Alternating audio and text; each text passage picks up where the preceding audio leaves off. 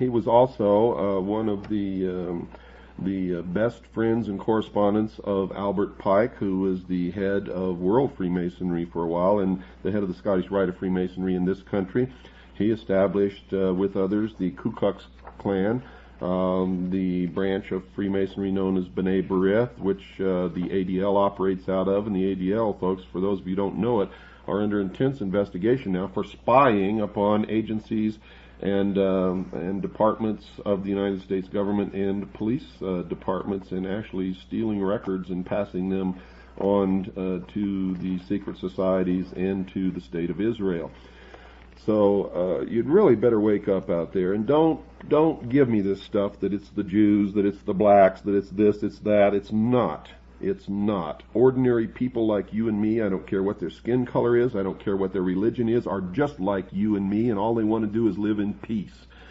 There are elements and organizations and people belonging to all the different ethnic groups, all of the different religions, all of the different organizations, corporations, governments, anything that you want to name belong to these secret societies.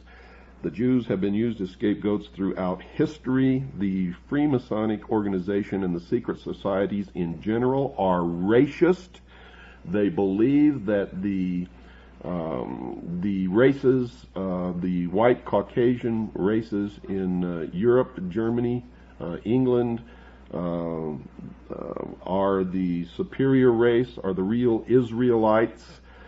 They are the ones who have orchestrated and brought about the state of Israel. They are the ones who maintain the force of Zionism active in the world. The Mormon Church is a great part of this. If you just get down and dirty on this, you'll find that what I'm telling you is absolutely true. And one of their main weapons that they use against us is to divide us against each other, so that while we're running around stabbing each other in the back, they are putting the chains on all of us. And when are you people going to realize that and understand it? All during the Cold War, there were no Russian families sitting around their table plotting on how to do away with Americans, and there weren't any American families doing that either. All of us were concerned with our children, with putting food on the table, with educating our children, with trying to build some kind of a good life. That's all that ordinary people care about. It doesn't matter what race they belong to, what religion they belong to. Bravo, Bill. If there's a lesson that the listeners can go home with, it is that stop this racist divisionism, come together and see the enemy for who it is. Like I said on the last program, you cannot enjoy the protection of the secret societies forever. With a little bit of homework, you can find out who financed Hitler in World War II.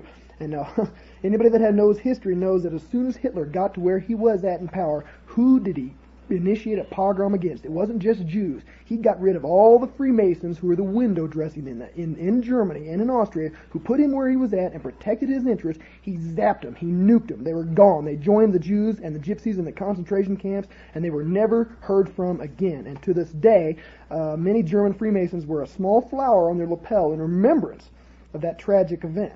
You cannot enjoy that protection forever. You are doomed to fail if you depend on these people for your life. That's correct. And remember, the primary method that they use is this. Conflict creates change.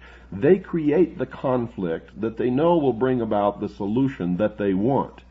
They get it to appear as if the people are screaming for the solution, and then they give it to them. Something that the people would never have accepted in the first place.